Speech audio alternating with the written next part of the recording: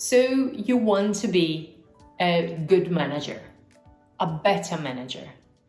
You want the people to work with you, to be engaged, collaborative, focused, to bring value to your company, your business, to themselves, to increase their skills, and maybe even to learn themselves how to be a good manager and to manage their own teams. So what do? You look for people management training, you read a book, you read an article, or 10. You watch a YouTube video, or 10. Does this work? In my experience, it only works partially. Here's why. My name is Simona and I'm a coach. I focus on supporting people and teams to develop the skills they need to excel at their job, in business, and in life in general. Among these skills is people management. And in this video, I'm going to tell you why I think conventional training on people management is somehow outdated and ineffective if taken on its own, and where I believe you should integrate it.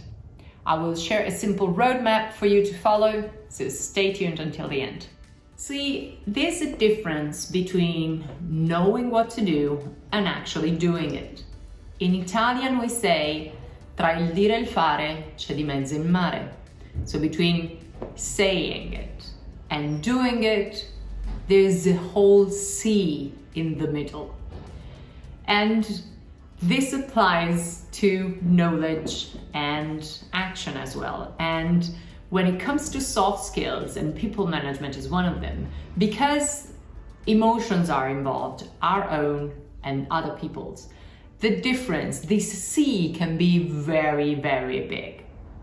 So what traditional training and books and articles transmit is knowledge. What is engagement?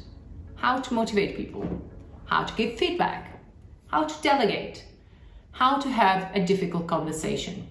And all these points are examined in details, and there's plenty of options, and most of the time they're really valid options.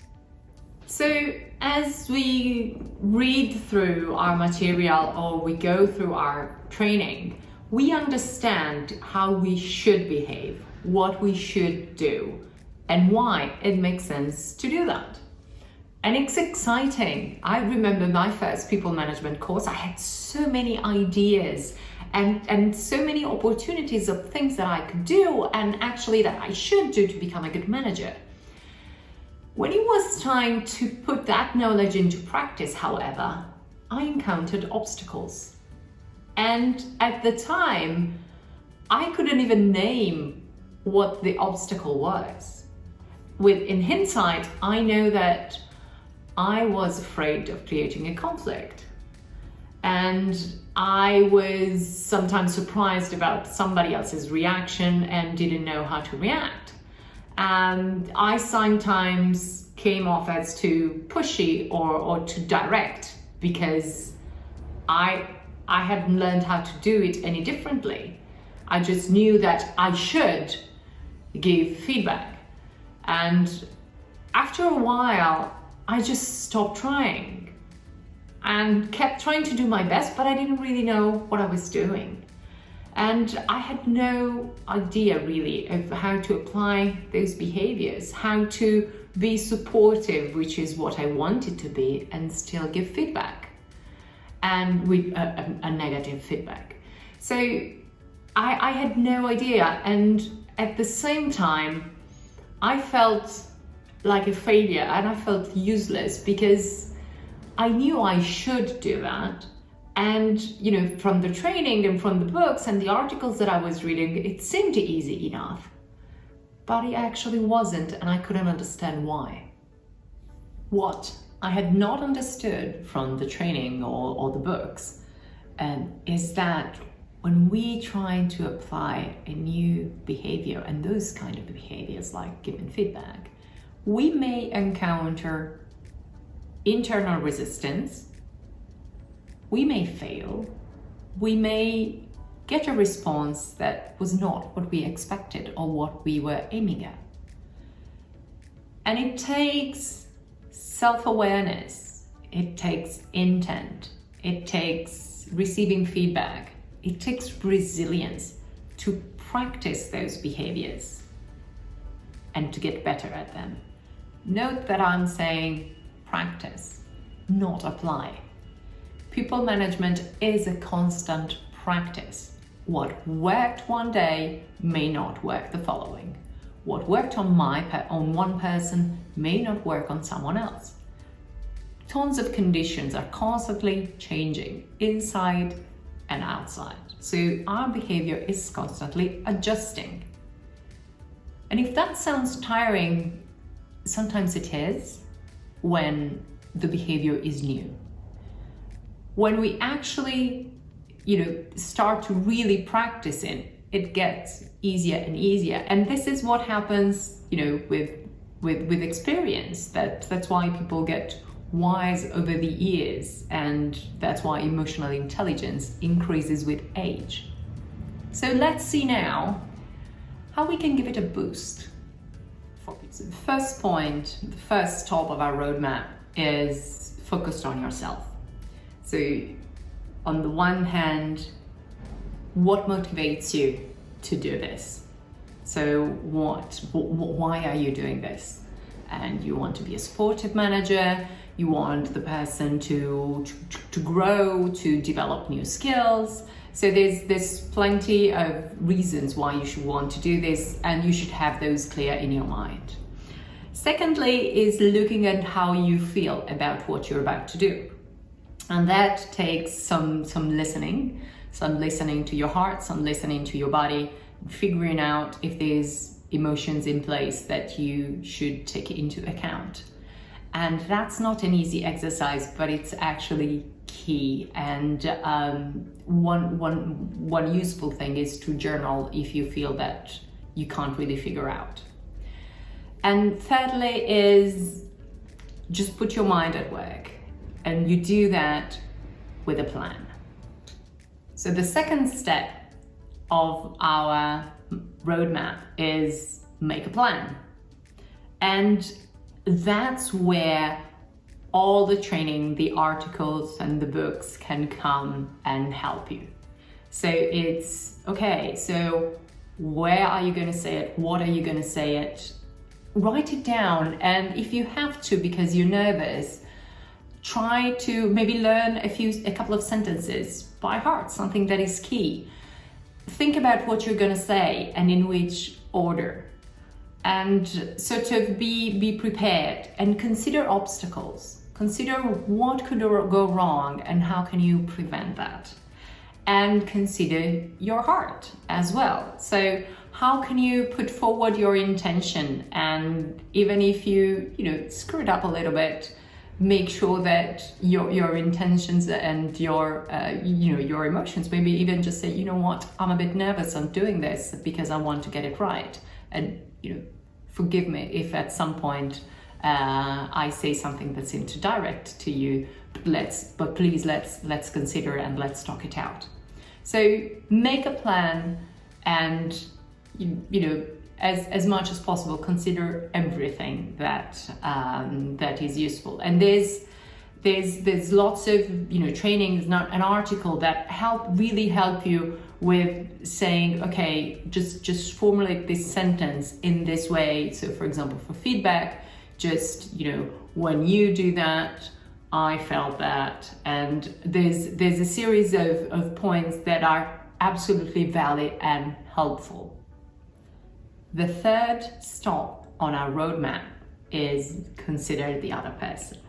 So you have your plan, you are centered and focused, and you're ready to go, and you start a conversation. And it's a conversation, it's not a monologue.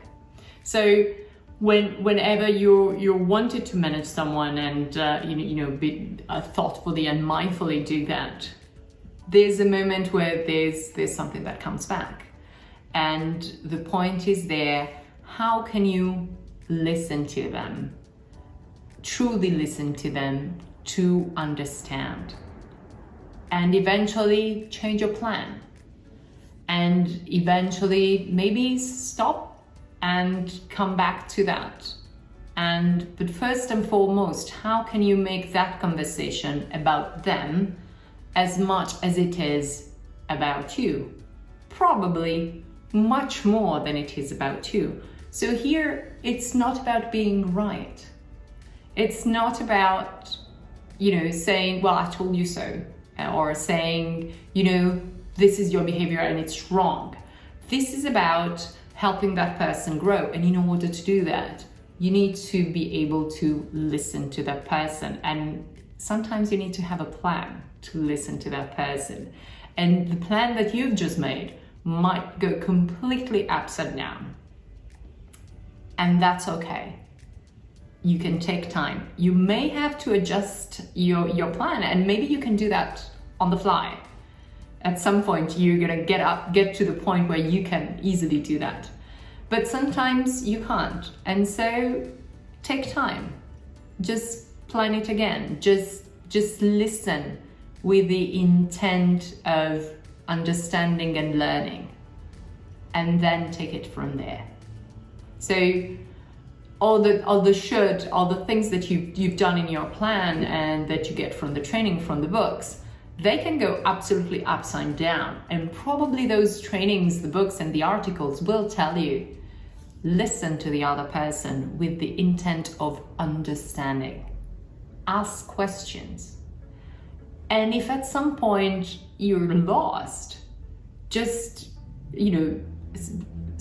hit pause and take the conversation again, or just, absorb, ask questions, and say that you will come back with some, with your response. You're human, and your plan might fail. That doesn't mean that you're a failure. You're human, and nobody wants to have a machine as a boss that just, answers automatically and has all the answers to the things. No, that's not what management is about. Management is about getting a conversation and understanding more about the person you're managing, so that you can help that person give their best at work and be their best. So this is a key point, and it might mean that then you have to go back to your first step and then to your second step in order to go ahead and move forward again. But that's how it works, and it takes practice, a lot of practice. This is what soft skills are about. Practice and learning about yourself and about others, and that practicing again, learning again. And this is at the same time the hardest part and the beauty of it. So the books and the training are a good starting point, but your practice and your awareness of yourself and of others is what is key for, let's say, success, and let's say a successful practice. So what are your thoughts on this, and what's your experience? Please leave it in the comments below. And if you like this video, give it a thumbs up, share it, subscribe to our channel for more videos, and enjoy practice and learning.